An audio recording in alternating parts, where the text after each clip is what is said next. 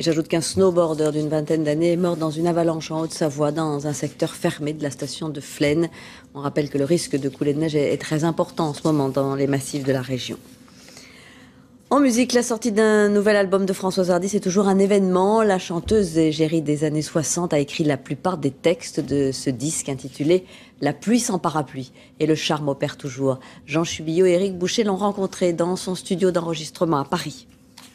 Il n'y a pas de prix pour la douleur, pas plus de vaincu que de vainqueur. Avant qu'on claque, là tout traque. Près de 50 ans de succès pour la plus secrète des artistes. Belle et énigmatique, cette passionnée d'écriture sort de sa tour d'ivoire. J'aime ça, mais C'est douloureux. Ah oui, l'écriture c'est vraiment douloureux parce que d'abord on ne sait jamais si on va arriver à écrire. Ça, moi je n'aime pas ne pas savoir, je n'aime pas n'avoir aucun contrôle sur ce que je fais.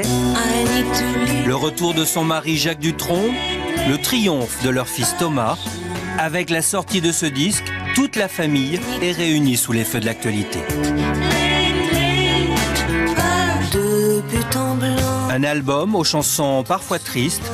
Celle-ci est composée par Calogero. Blanc ou noir, peut-être qu'il n'est pas trop tard. J'ai toute ma vie été attirée par les mélodies mélancoliques et par les textes qui parlent de choses un petit peu difficiles. J'étais vraiment en fait assez impressionné par la fraîcheur de sa voix et la justesse de la voix en fait. Nous laisserons en blanc les sujets un peu trop brûlants. Une voix qui nous emporte comme toujours dans les abîmes de l'âme humaine. Sans vous faire partie